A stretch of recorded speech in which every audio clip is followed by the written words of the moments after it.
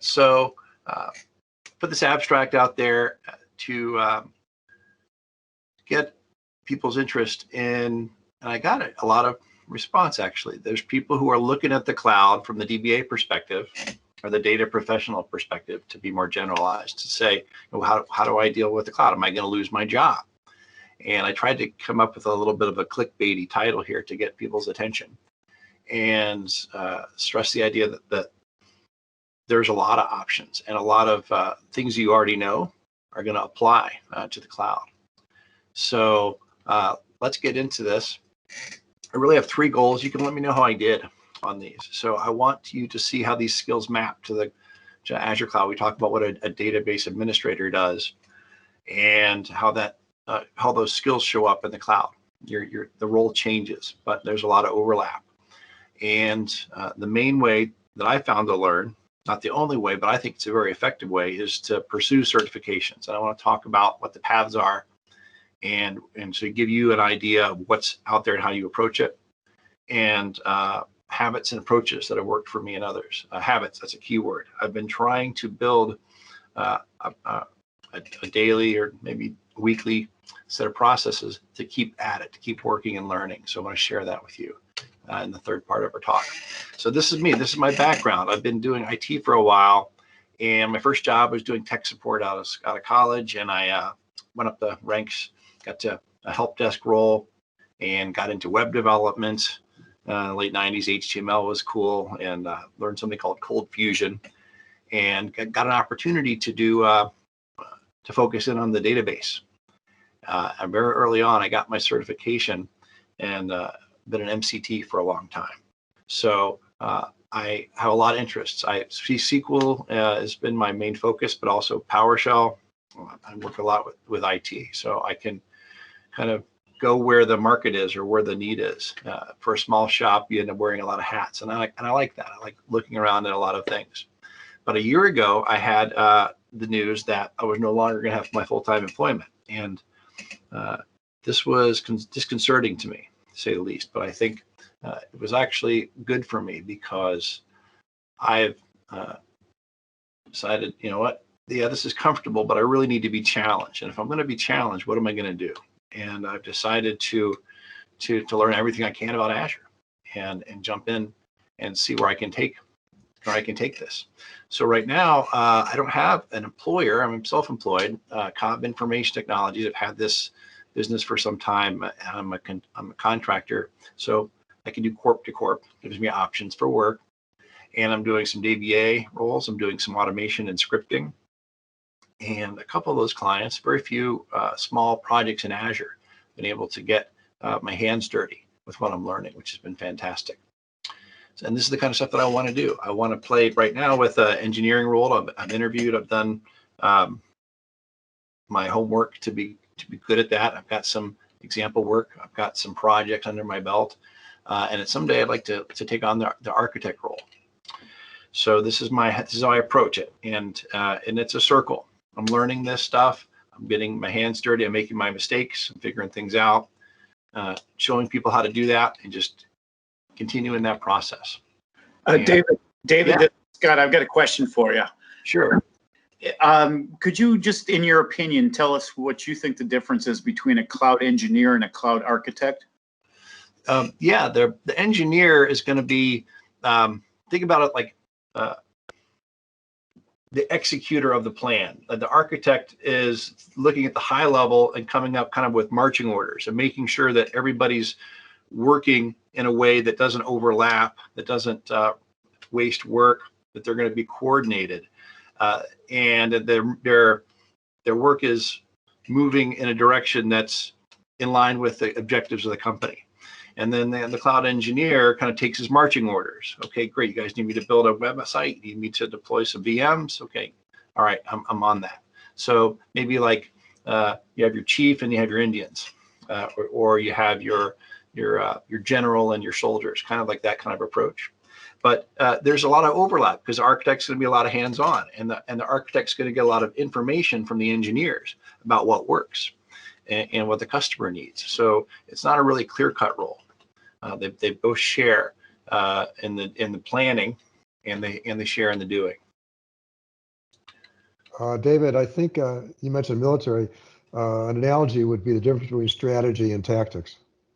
Yeah, that's really good. Yeah, because you get to somebody gets to draw the lines and boxes and say this army goes over here and this one goes over there, but then somebody has to be boots on the ground and actually get over that hill, right? So yeah, David, I just a little anecdote. One presenter at he was a Microsoft presenter. His opinion was that an engineer finds the best solution where an architect finds the most cost-effective solution. Okay, that's interesting. Yeah, because and that's just one of the criteria, as we'll see before. What about maybe he wants to save money, but maybe the company wants to move more quickly, so the architect makes a choice based on that, or the company is merging with another customer and they have a certain set of technology requirements. So that's going to influence, what the ideal architecture is, right? So the person who's architecting kind of has to take a lot of these things into account, including cost. Cost was probably one of the most important. So good questions, guys. All right. So I've done this for a while as an MCT. In order for me to teach, I need to pass the exam before I can teach it to somebody. So as part of my role as a trainer, I get to learn this stuff first and then take the exams to be certified to teach other people.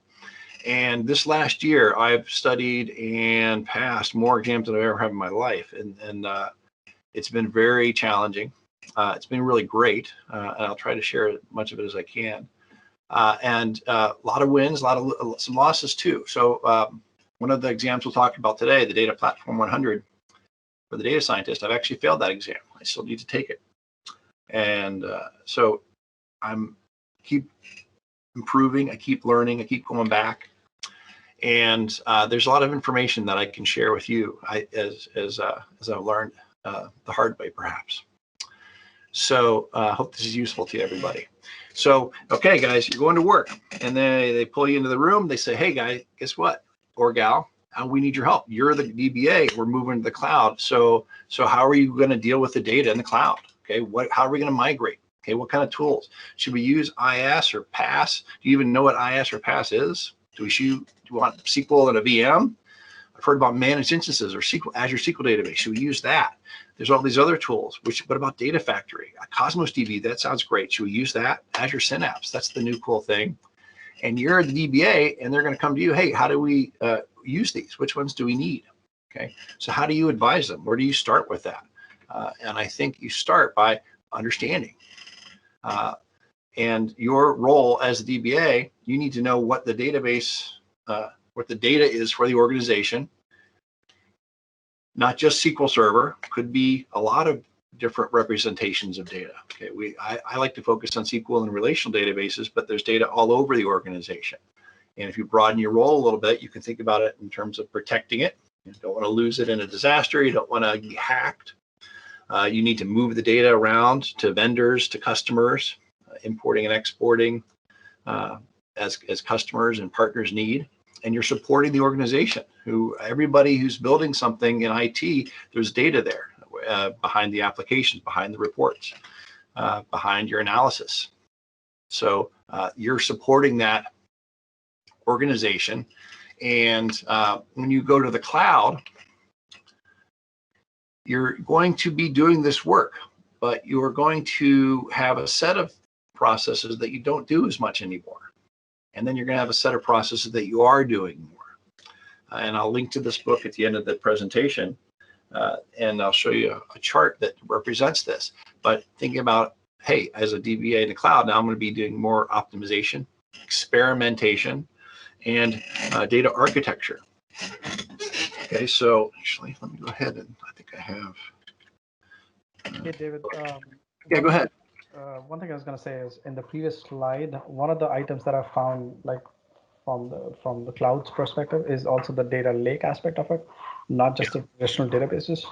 Yes. I think that does become part of the DBA's job, I'm assuming. Yeah, we'll come around to data lake, absolutely.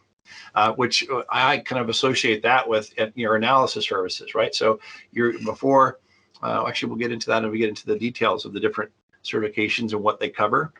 But analysis what does analysis services look like in the cloud when we have our data warehouse?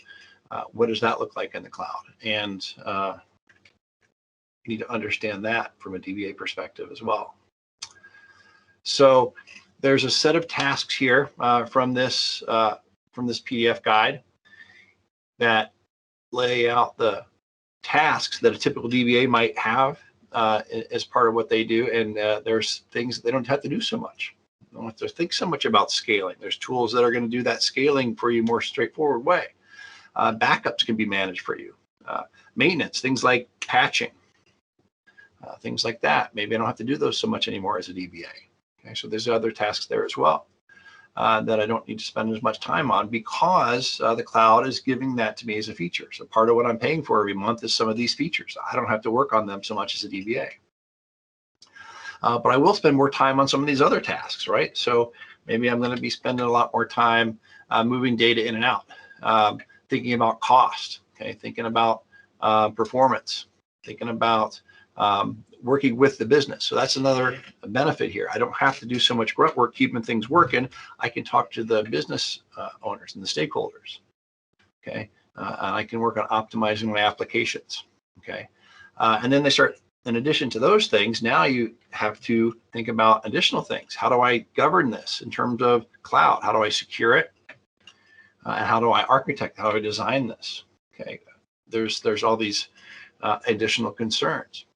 So with all of these things in mind, okay, the people at Microsoft have built as part of their Azure certifications a set of certifications for an Azure data professional. And there's a lot of logic to this. You might think, well, why do I need that? I should just go to I'm just going to learn the things that my company needs. I'm just going to go figure out what the market wants and go learn those things. Well, Azure talks to the market, talks to their customers. Hey, what skills do you see that people need? And it's to their advantage to know what the market wants and then build those skills into a certification. And you can see the aka.ms. Whenever you see this kind of thing here, you can it's a short link to get a document. So I'll be sprinkling these in throughout the presentation. So this is a big PDF you could download and get this information. I'm just going to cut pieces from this as I present about it.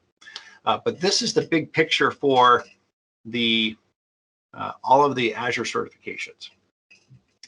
And I'm going to highlight just a few pieces I think are interesting from your perspective as a data professional. So before I get to the ones on the top, we'll talk about the fundamentals here. They've introduced these 900 level exams. So there's AZ 900. You may have heard of Azure Fundamentals. And if you're just new to the cloud, that's useful to learn the basics of Azure. But there's also an AI and a data fundamentals, very relevant to what you might be interested in.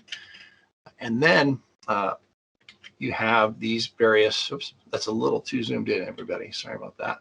You have a set of exams for different functions that relate to data in the cloud.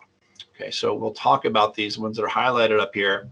We're going to talk about your Azure administrator, okay, your Azure your data engineer, okay, your data scientist and your AI engineer, and your data analyst. So each of these roles has a different set of interests and requirements. There's some overlap between any of these.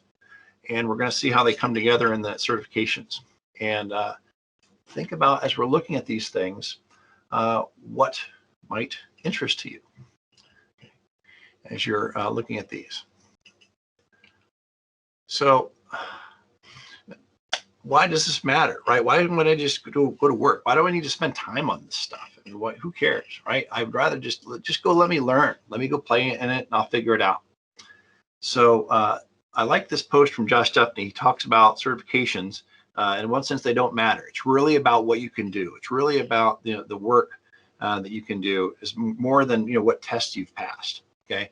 The thing that matters here that makes sense is that this kind of gives you a framework for learning. It gives you a path. As you're coming in the cloud, you have hundreds of options, different things to learn. Let's focus in on what lines up with the certification. Let's use this as a starting point. Okay, and it's a foundation. Okay, on-ramp. There's another word there. Okay, this is a way to get started. And of course, it's fun to post, hey, I passed a certification. Hey, and I put it on my resume, I put it on LinkedIn. I get noticed by recruiters, I get noticed by people, and it's a social proof that, hey, I may know what I'm doing here. I'm working on this.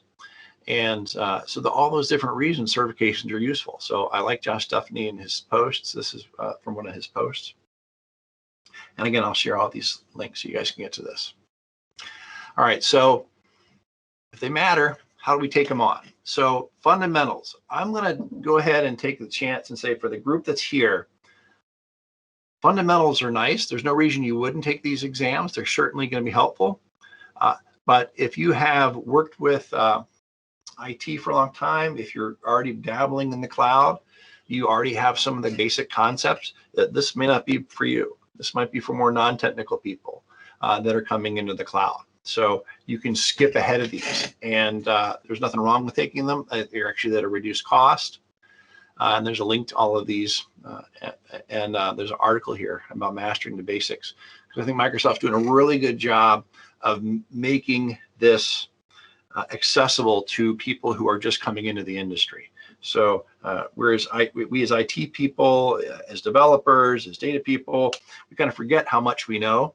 And there's a lot of people that are coming into this maybe out of school. Okay, maybe they're changing careers, and this is the way for them to get their foot in the door and start understanding all these things that we take for granted. All right.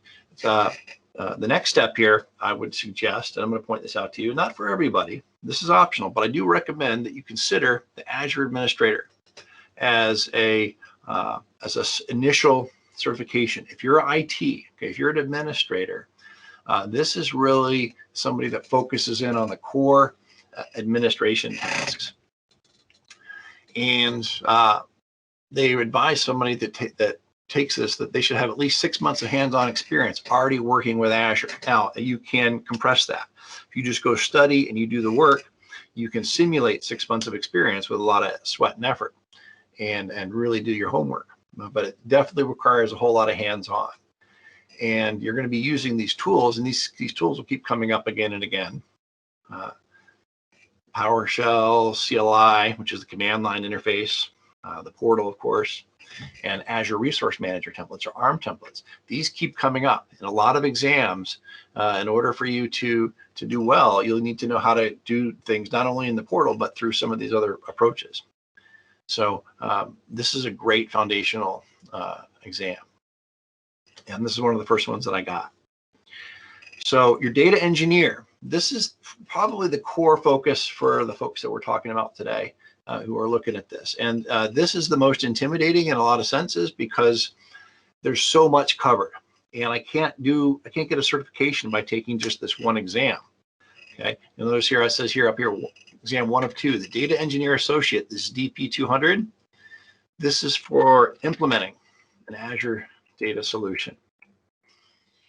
So again, I list for all of these the exam page and the skills measure. I'll drop out to these later on, and you can use this as a reference. But I just have the highlights here so that we can move along with our presentation. And this is highlights on implementing. So think about each of the tools or each of the services that you're going to be using. How do I implement those individual services? So how do I provision? Okay, how do I do move data in and out with streaming or with batch processing? How does that work in the cloud? How do I transform data? Yeah. The security requirements. So how do I secure my stuff? How do I keep the bad guys out? How do I let the right people in? Okay. How do I keep backups and retain the data with a policy that my organization wants? Okay. And some of these other topics as well. Performance, that'll come up a lot as well. And you'll see at the bottom here, it says use the following Azure SQL services, and there's a lot listed here. And I'm going to come back to these that are listed here in a moment. So this is 1 of 2. So this is the DP 200, okay, Data Engineer Associate, is going to be able to implement, but also going to be able to design a solution. So the first exam covers the individual components in more detail. And this exam, the DP 201, is how do they work together? How do I design a solution that uses these components? How do I choose which of those components to use? Maybe I've learned what all these different components are, but but how do they work together? And again, it's the same set of services that's listed. Different types of data stores, batch processing, real-time processing, again, security. And then here we're talking about compliance. Okay, so more high-level concerns from the design perspective. All right, so let's drill down into this a little bit more.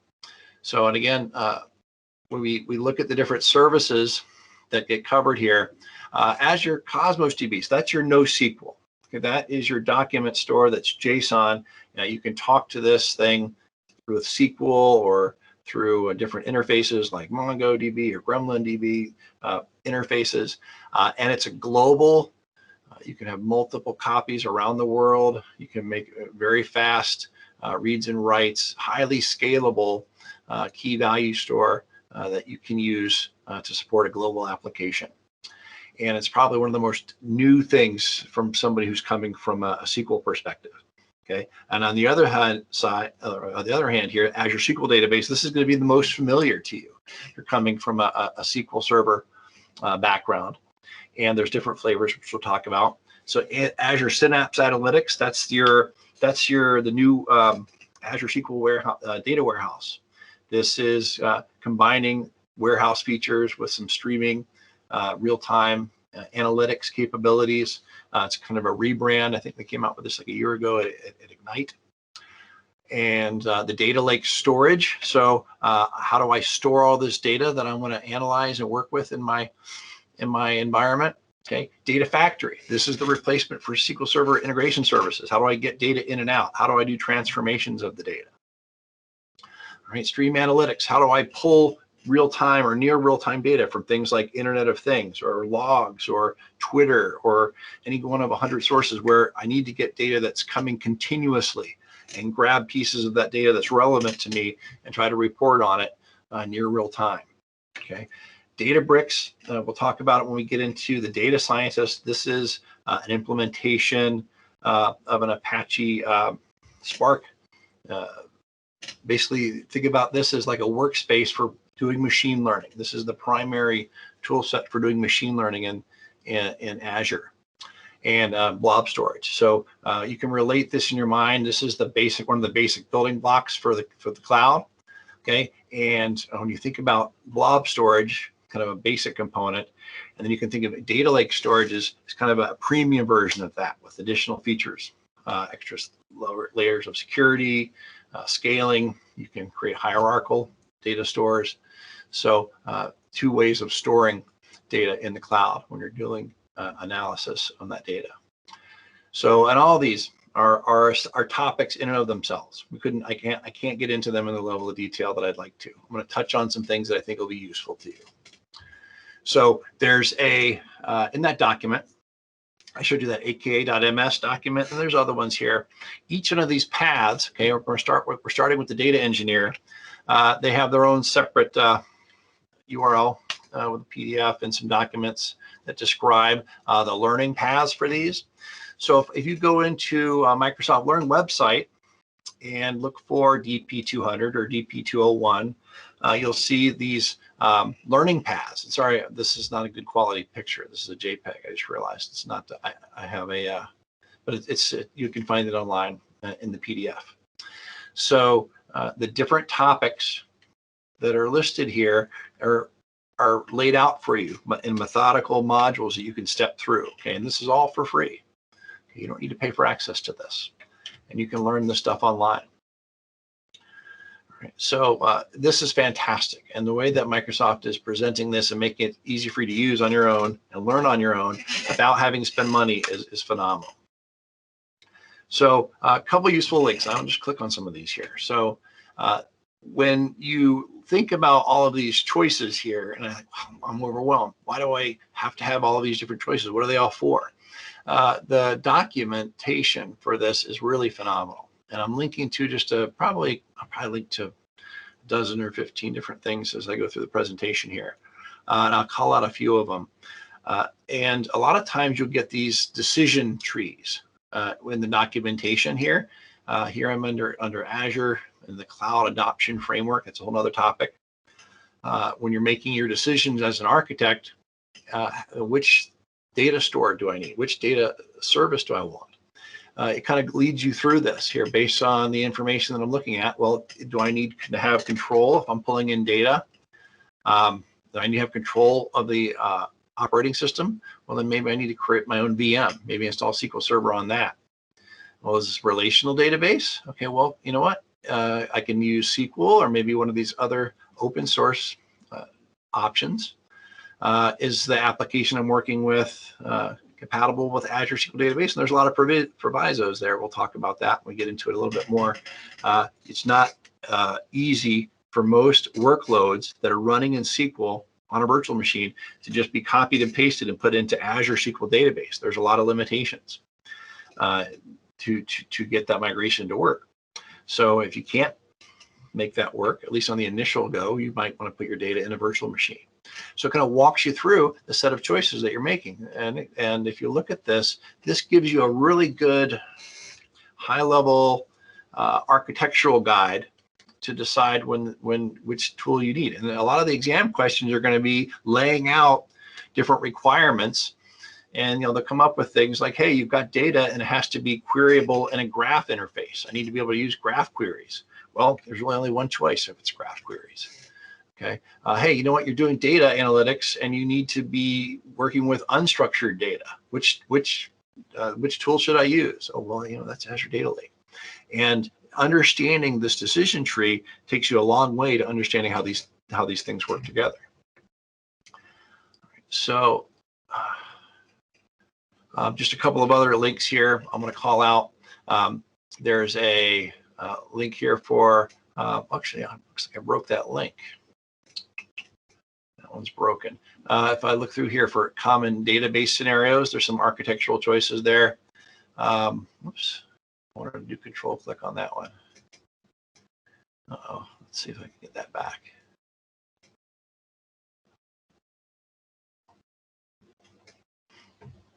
So I'm using some web-based slides to do this presentation. And I just clicked back and I shouldn't have. So let me see if I can get back to where I was. So data platform, Azure Data Platform, and data store decision tree. So this is a reference architecture, and you'll find that there is a set of different reference architectures inside of Azure. And this is one that you can look at, and as you review, you kind of see how these different pieces work together. And a lot of times when you get these exam questions, they're going to refer to architectures that have one or more of these same components. So it lets you think through what that's going to look like in a big picture design. And I looked at the data options. And then also, there's actually another set of decision trees here for data storage. Depending on how I'm storing the data, what kind of data I'm storing, is it relational? Is it file-based? Do I need to be able to search it? Is it time series data? So again, I have a set of questions, and this when you internalize it and understand how these questions are applied, this is completely relevant to a lot of the types of questions that you get if you're pursuing certification. So I can use this to figure out what's the right tool for the job. All right. So data services. After data services, that's DP200 and DP201.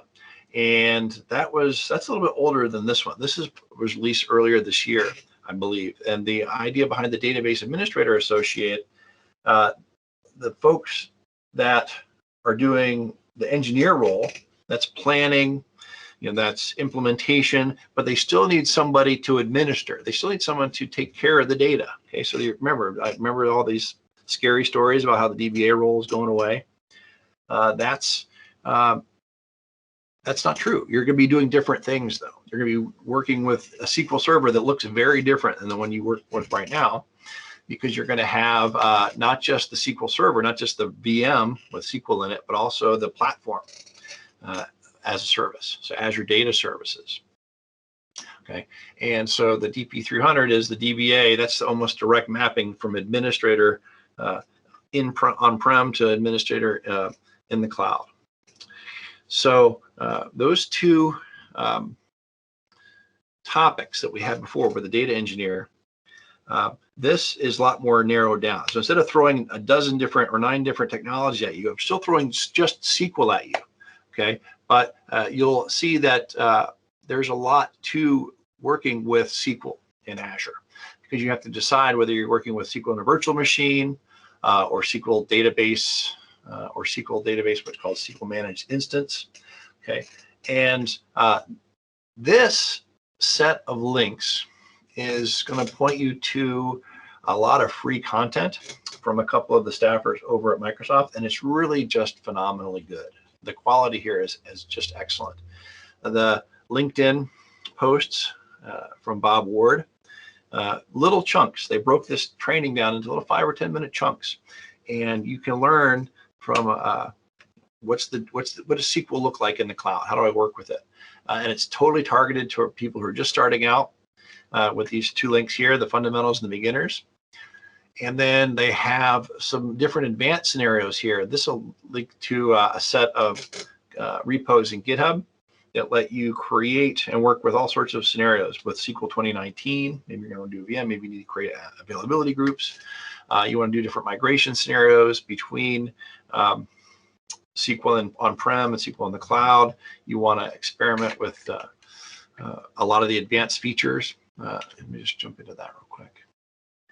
So this is super high quality content that are just giving it away to learn how to work with SQL. Okay, I want to work with OpenShift. I want to work with SQL and Kubernetes. Okay, I want to do SQL Server big data clusters using Kubernetes. Right, there's those tools here to learn that.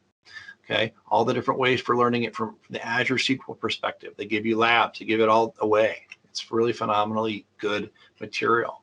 So you could just focus on this, all right? Forgetting the engineering for a moment, maybe you just want to be an administrator and really get your SQL on and be an Azure SQL server and Azure SQL administrators. This kind of gives you all of the capabilities to do that. Machine learning, programming, there's tons of really good stuff here. So I cannot rave about that enough. It's really useful, and they're just giving it away. So that's really good information for how to learn as a DBA role. So questions so far? No question. Emmanuel was asking if you will provide your email after the webinar. Only if you ask me easy questions. Okay. No, I'll give you my contact information here. It's on the website and the LinkedIn. It's there. I'm not using Twitter, but I'll even put my Twitter there. You can direct message me. I can try to do all that stuff because I'm interested in. I really want to get feedback from everybody. I haven't done a presentation like this before. I'm expecting all sorts of questions. I'm expecting things. Hey, Dave, you forgot about this, or Dave, you misspelled that. Or, Dave, you can't talk about this unless you talk about that. I need all that feedback. So yeah, I want to hear from you guys when this is done. So now I'm going to shift. So now that's the DBA data engineer side of things, and that's plenty. I mean, you could do your whole career just on that. You don't have to go any further than what I'm going to show you here. But once you lay that foundation, okay, you have the team member who is going to be working with people who are doing these other things that have just emerged over the last several years. These were not even a role 10 years ago. They didn't even know about this stuff 10 years ago. I mean, they were there, but they were not popularized the way they are now. And the data scientist, the person that's dealing with machine learning, AI engineer, turning that machine learning into functionality, okay, into decisions, into business value. Okay, and the data analyst who's taking the data and telling a story with it. Okay, how do I communicate this? How do I give this data to the business so that it can make better decisions? All right, so all of these different roles overlap with the roles we've already talked about, and they participate as well. So you may have a shop where you're doing 2 or 3 of these roles. You may have a shop where everybody is in their own lane and working together. So DP100, Data Scientist Associate. Okay, so first off, disclaimer, okay, I've not passed this exam yet. I took it, I got a 600 and something. I have not passed this exam yet. And the reason why is that it's really, really hard. from my perspective, I don't know much about data science. I don't know about the algorithms. There's a whole lot of things I didn't learn and understand. And in order to really knock this one out of the park, you're going to be using these different algorithms to make machine learning. Let me show you what I'm talking about. This is what killed me in this exam. And I got a bunch of links here, just like the other ones. I won't drill into this. Here is a quick cheat sheet. So if you guys can just absorb that, you'll be ready to take the exam. All right. Whoops. My zoomer is broken. So they give you different algorithms for different types of problems you might want to solve. And a lot of the exam questions will say, hey, here's the data, here's the situation, here's the functional requirement, and which of these algorithms should you use? And it's tough. There's a lot of stuff here.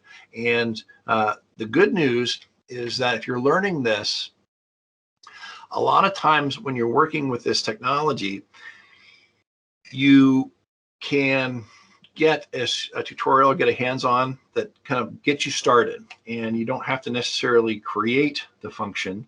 You're kind of just using it like a black box, like you're just plugging your data into it and getting the results you want.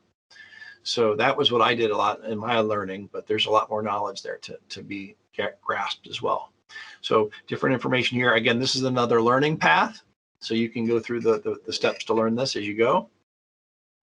And I'm going to point out the machine learning technology, different choices here. So there's a lot of different tools, and this overlaps with the AI, which we'll talk about here in the next slide. So they give you a set of different products and what they're for and how they're used. And one of the biggest chunk of these questions for this and for the next slide when we talk about AI engineer is, what is the purpose of each of these? How do they work together? So you'll get a question and it'll say, which kind of tool do you want to use to process text? Or you're getting data that's coming from Twitter, you need to analyze sentiment. You're getting data that's images, and you need to do shape recognition or facial recognition. And which tool would I use for those types of problems? And so this is good for laying out the different tools that are available. And you can refer to this in your studies. So AI 100, that's your AI engineer associate. Now you would think that, this is kind of, in one sense, kind of the top of the pyramid. Okay, if I've got this data and I want to use it to educate my machines, how do I teach them? How do I get them to learn? How do I get them to recognize, to turn this data that we have into useful services?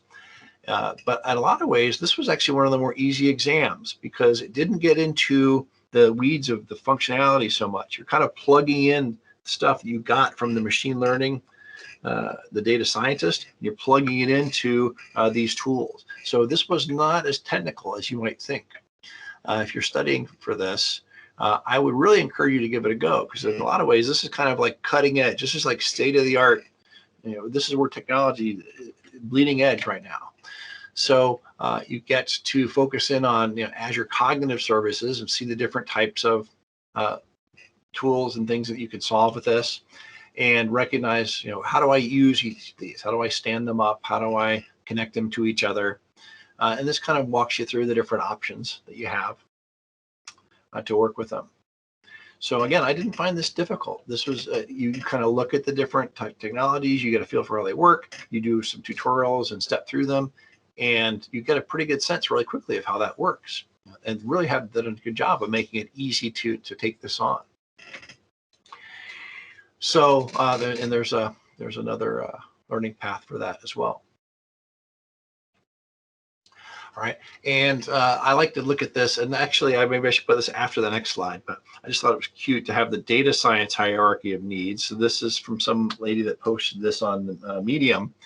And you can think about how this data progresses. So maybe at the bottom level, we're really not talking about software today in terms of developers, but somebody has to create the instrumentation and connect to the different devices to pull that data in to where the data engineer can get it, right? So you have the software developer that does that. Now the data engineer's got all this data, and they have to set up the pipelines. They have to clean up the data. They have to structure it, prepare it, and they hand that off to the data scientist who runs their machine learning algorithms and applies their tools. They're using Databricks. They're using their different tools to create and create an end result that can be plugged in to AI. So that path, this team, is what she's talking about here. Now, kind of on the side of this, you have the data analyst associate. So this is, in one sense, it's kind of tied into the rest of the team. In another sense, it's kind of a separate path. It got this kind of its own separate lane. So DA for data analyst associate, it's going to be associated more with the Power Platform. I'm talking about Azure certification, but there's a set of Power Platform for things related, things like bots, things like logic apps, and some of the code, the no-code or low-code applications you can build in the Power Platform. They're associating Power BI with that Power Platform. So it's really kind of a separate group of certifications, but it's highly relevant because you're reporting. This is where reporting is going in the future. If you're going to visualize your information, if you're going to present data to the business, this is the tool to do it. And so that kind of all goes together. So again, we have there's lots of good learning resources for this. PowerBI.Microsoft.com, fantastic way to learn this. And we've just been recently going through a set for several weeks with Cecilia and a couple of groups who have been learning and getting prepared to take this DA100 exam. So getting our Power BI on. And the learning resources for this are really great. So that's with that's kind of the capstone of the cloud data team. All these different folks that are working together are different roles, and it could be separate people, could be one person with multiple roles, very busy person maybe, or somebody who's a startup person, or you might have a big team of lots of different folks that are all falling into these roles, and could be. I was trying to find like one cool diagram that kind of showed them all. I really couldn't find it, but it was kind of fun to look. And I'm looking for DuckDuckGo for images here, and they kind of show you how these different people in these different roles might work together, and differentiating between who's the analyst, who's the developer, who's the scientist and engineer. I couldn't really find the ideal document here, so I think it's kind of cool to think about this as a group that or a set of skills that are complementary, that work together. So that's what you can focus on. That's what you can study as you're coming into this cloud thing as a database professional. So I'm kind of curious. Let's see. I had a couple things here. Let me see if I can bring this up. And see who's awake. And if you guys have any questions, now is good too. If you go to menti.com, you may have already had this open. You put in this code on the top here. I'm curious, what certification we've talked about here interests you the most?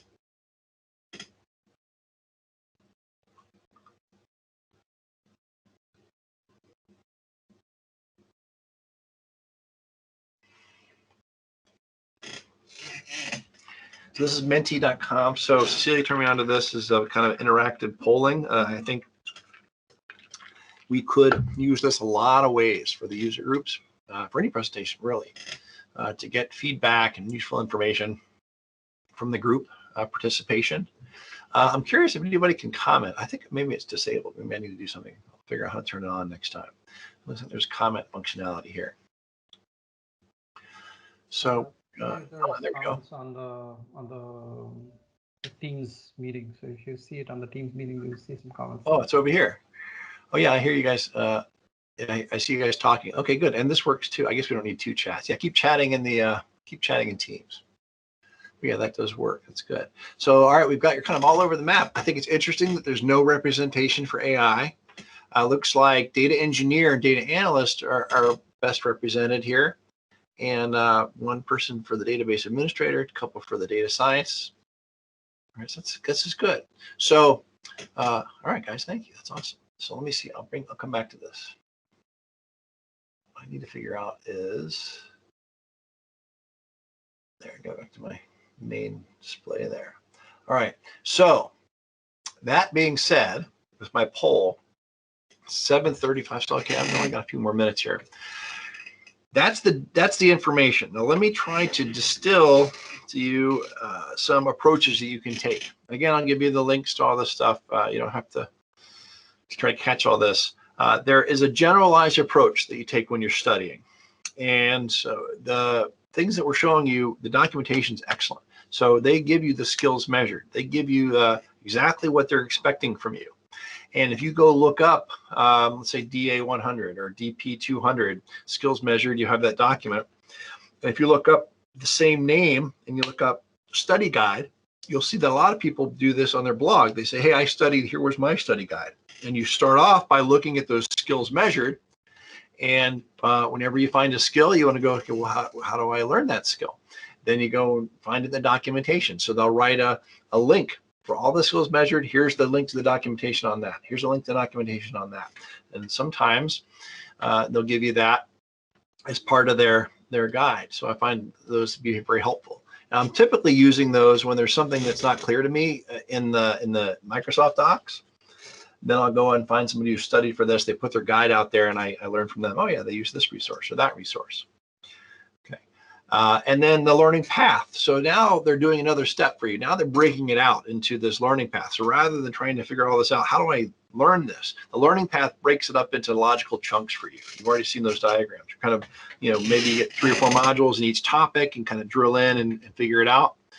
And learning those things, once I get that level, okay, I just kind of jump in before I start trying to remember and learn everything, all the details. I do a quick start or a tutorial. Okay, so with any technology, they give you a quick start, a tutorial, or a sample. Just before you think, how do I answer all these questions? Just kind of jump in and build something. Okay, just go follow the instructions. How do I deploy a Cosmos DB? How do I deploy Azure Synapse? How do I deploy stream analytics, and go through the work, okay, and build the thing. And yeah, there's gonna be a ton of things you don't understand. I don't know why I'm checking this box. I don't know where I'm getting this code. But when you do this hands-on first, later on, when you're learning things, now you got something to tie it to. Oh yeah, when I click this link, okay, when I made this choice, that's for this feature. Okay, that's why they added me to do this. And you have something to tie it back to, because cloud can be really abstract. And this gives you a way to tie it to something hands-on. So many of the answers in the exams are going to relate to, how do you do this? What are the 7 steps you take to deploy a pipeline in Azure Data Factory? And if you've never done it before, you're going to not get that question right. But if you've done that hands-on work, you got a question answered, okay? Because you have that memory. You remember how to do it. So it'll bring up questions that you don't understand. Why am I using this? Why am I touching that? And that can be a pointer to now you have a reason to go and research this topic. So I like starting off with the hands-on.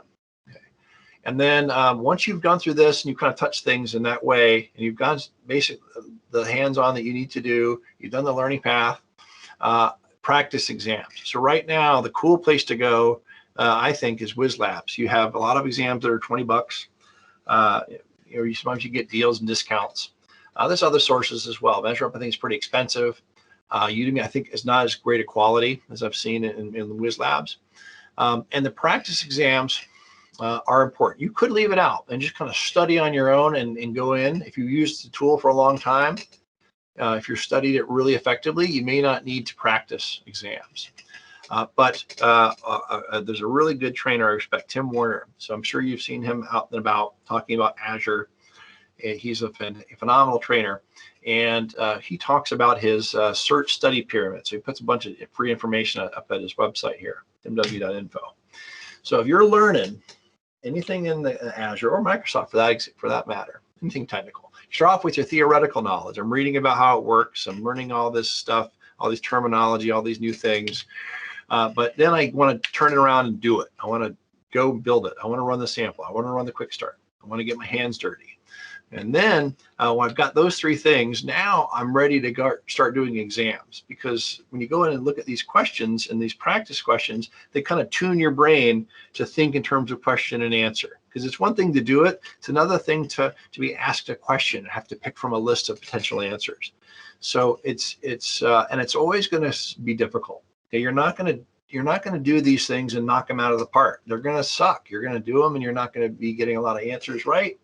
You're going to feel tricked. You're going to feel like they're unfair, but that's okay, because each time you get something wrong, you're 5 minutes away from learning something. Okay, when you get your answer in the bottom, you say, okay, well, why was it D and not E? And you click on a link. A lot of times they'll give you their explanation. They'll give you a link to the documentation, and that when you get these wrong, that's when you learn. And these three things, these three different aspects of the three pillars of his pyramid here, are really key. So that's a good explanation there to understand how that works. And you can't do any one of these or any two of them in isolation. You get something out of it, but you really need all three to do effective learning. All right. And then here's my 80-20 rule. So think about this, and this is kind of a wall of text, and forgive me for that. I maybe when I think about breaking this up, when I built this presentation, I ended up with a lot more information than I know what to do with. And maybe this would be useful to break this out into separate tasks. But I want you to think, whenever you're looking at new technology, so pick one of the things that we picked up. We talked about Databricks, or we talked about Synapse, or any of these tools. There's kind of the same set of things that you need to learn. And this 80-20 principle, the idea is you get 80% of your benefit by doing 20% of the work. If you focus the work in the right place, you get 80% of the benefit. Okay. And when I think about what I study and what's useful in terms of exams, and this is real world useful too, these are the kind of questions. So if I'm going to interrogate a new technology, somebody says, Dave, it's time for you to go teach this. It's time for you to go work with this tool, go learn it. And now I'm going to go kind of ask it these questions. Hey, how do I provision this thing? How do I manage it? And not just in the portal, but through command line as well. Okay. So I need to have a couple examples of how I've done this in any of these tools, so I get familiar with it. Okay. How do I get this thing to talk to Azure Monitor? That's your centralized feedback mechanism for everything. You can turn on monitoring, detailed monitoring, application insights. There's lots of different tools, and they're all going to talk to Azure Monitor. So you can go and run Custo queries and get that log data and turn it into insights on all your applications, what things are working. You can set up monitors and alerts because you plug in into Azure Monitor. So there's always going to be questions about how you monitor it. Okay, how do you secure it? Okay, and how do you give access to people who need it? A lot of technologies are going to have their own RBAC roles. So RBAC is role-based access control. So it's like IAM for AWS users, but this is for Azure. And you'll get, for any technology, they'll come up with a set of roles that are kind of like the default useful combinations of abilities to do things, to be able to contribute.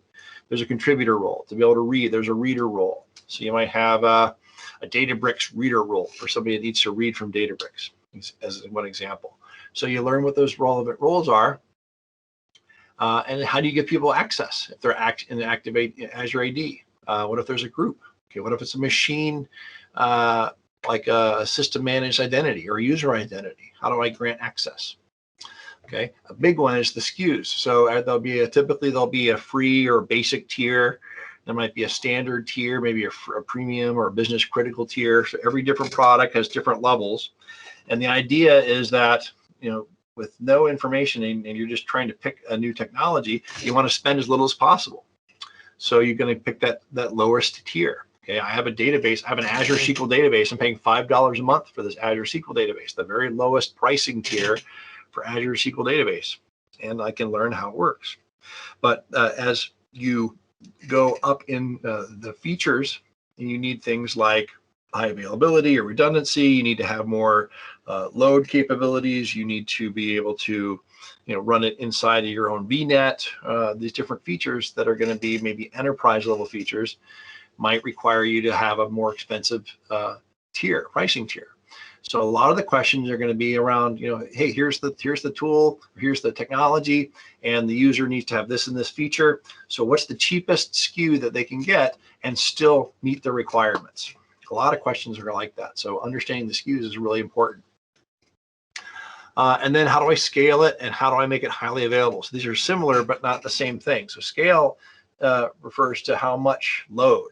And you could have one VM that you could scale up and increase the load capabilities, that one VM in that one data center.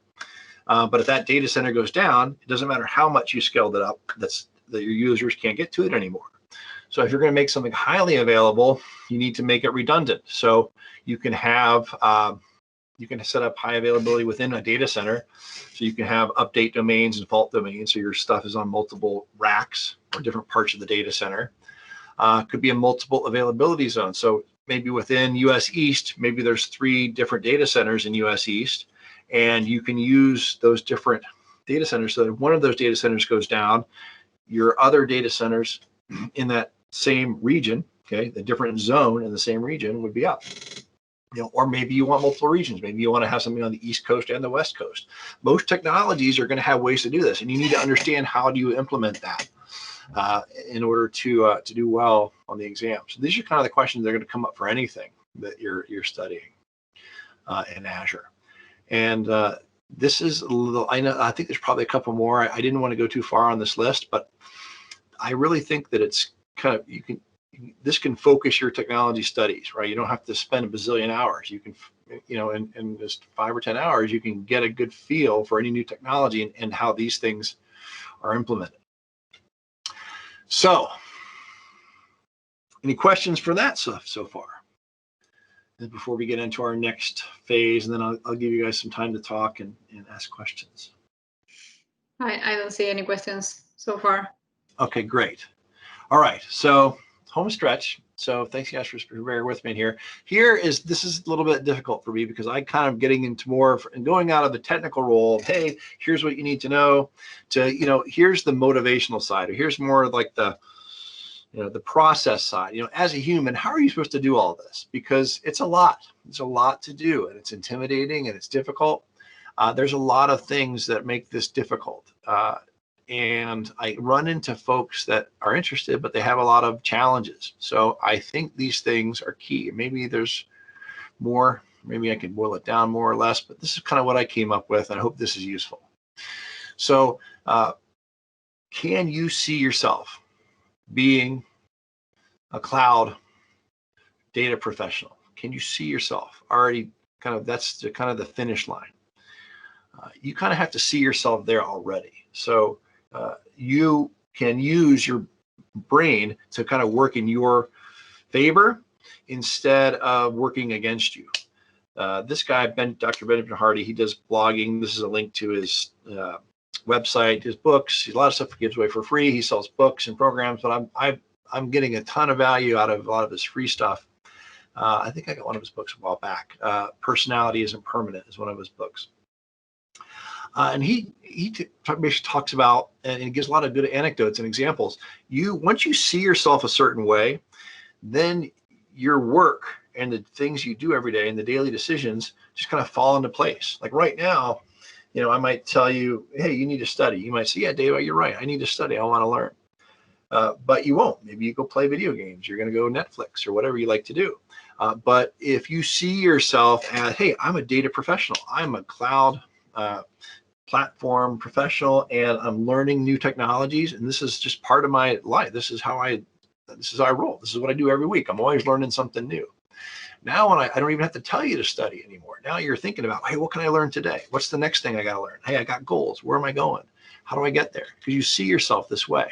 So it's really useful. It's a really useful way to think. So right now, everybody here is a cloud data professional. You guys are already on your way. It's just some time between here and there that we're going to have to fill with lots of work. All right. So that commitment, hey, I'm going to do this, and then I'm going to act on it every day. All right. Yeah, maybe you're going to miss a day. That's fine. But these consistent things that we do every day are what really add up. And right now, you're not going to be able to convince yourself, hey, I'm a pro. because you're just starting out. You can't lie to yourself. You know the truth. But every day you go and show up and you do the work and you do the learning and you do the building and you solve the problem and you overcome the hurdle, you figure out the error. You're establishing credibility for yourself. And you're giving yourself evidence. So a year ago, I didn't have a whole lot of evidence that I could do this. Hey, yeah, I want to learn the cloud. I think I'm smart, but I don't really know. Now I have evidence. Okay, hey, I've been able to build some things. I've been able to pass some exams. I've been able to learn things and explain them. So now I have some evidence that I'm actually good at this stuff. And you're going to earn that as you do these things. And it's not going to come all at once. It's little ups and downs every day. It doesn't come. It's not a smooth process. Okay, a lot of failure between here and a year ago. Things that didn't go the way I wanted them to. So, but I'm still here. So these small habits, and again, I'm going to keep linking to James Clear. I ended up I had some other stuff from my other authors, but most of this stuff is from James Clear. I've really become kind of a fanatic about this Tiny Habits, Atomic Habits book that he's got, and I've started to build some habits. I'm not perfect on any of them, but I see the results when I look back. Things like waking up earlier every morning, things like trying to write every day a little bit about what I'm looking forward to, or something that went well that day, or what are my 3 goals for the day, and trying to do those writings every day. And I look back and I see that that's changing me.